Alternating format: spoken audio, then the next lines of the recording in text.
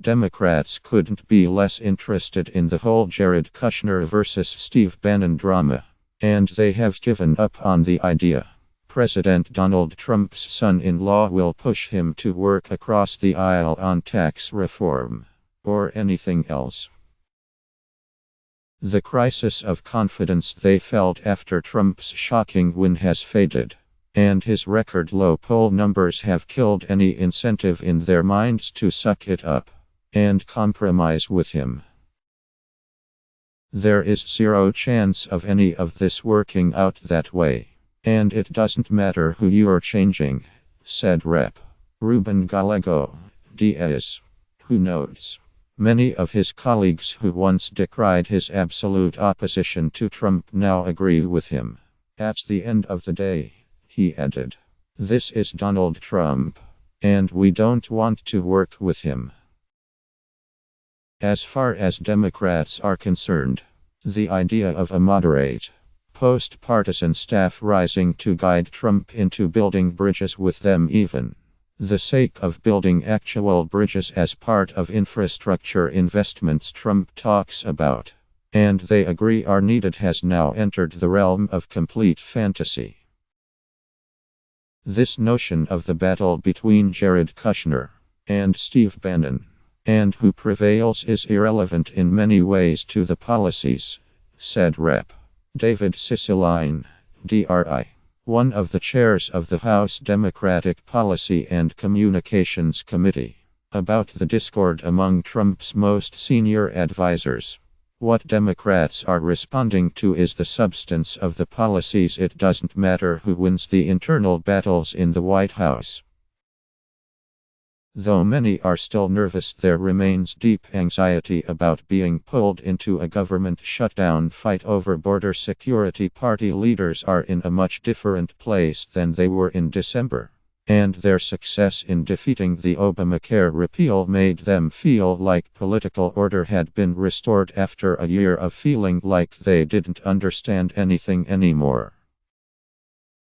In the Democratic debate about how to deal with Trump, total obstruction similar to the Republican approach during Obama's presidency, with hopes it'll produce the same results in elections, is winning, and selective principled compromise is starting to seem like a fever dream. Despite the anxiousness in some quarters, they'll be blamed for more gridlock in Washington. Voters clearly don't want. Hill Democrats feel a hardened no is exactly what their constituents have come to demand. Initially, people didn't have a full appreciation of how he would conduct himself. They thought, he won. He wasn't our choice.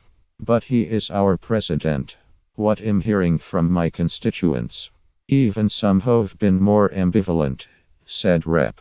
David Cicilline, DRI, one of the chairs of the House Democratic Policy and Communications Committee.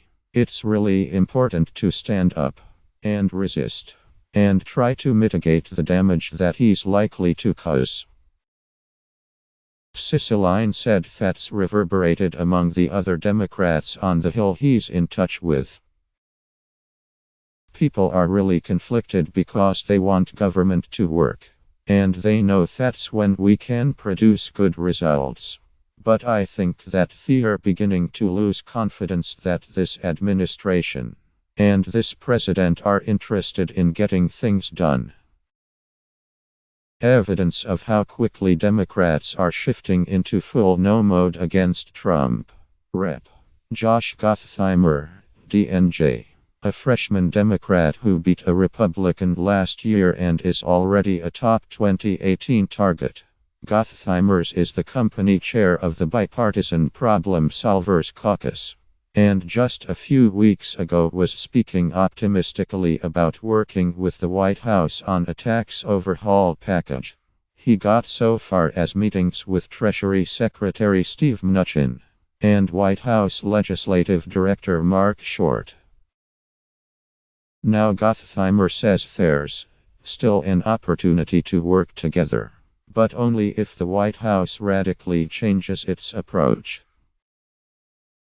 He's not interested in just giving a bipartisan sheen for a tax deal that parallels what Trump and GOP leaders did in their attempt to repeal Obamacare, which was a Republican-crafted plan that they complained Democrats wouldn't support. There's a very big difference between jamming you at the last minute with a piece of legislation and saying, "Let's be bipartisan now," versus bringing you into the process so the solution is not an ideologically extreme or rigid document, Gottheimer said. And the Republicans' melee of renegade members on the health care vote has only hardened Democrats, fostering the sense that neither Trump, Senate Majority Leader Mitch McConnell, RK, or House Speaker Paul Ryan, RWISC, will be able to control the party, so they might as well step out of the way. There is no dog wagging the tail and there is no tail wagging the dog. What would we be working with? Gallego said. He doesn't control votes. He doesn't control the Freedom Caucus. He doesn't control the Republicans. Their operation isn't strong enough. We can't deal with them. Ryan himself is not strong enough. Underlying everything is a worry among Democrats. Even if a suddenly more moderate-oriented White House did entice them into a deal on infrastructure, tax reform, or a broader priority like tackling the opioid crisis, Trump could just as easily turn around and attack them on something else the next day. Chameleons reflect the color that they're on, said Connecticut Gov. Dan Malloy, the chair of the Democratic Governors Association. He can reflect what is the hot flavor of the moment. But the reality is, this administration has got to go a long way to indicate it's really willing to work with people.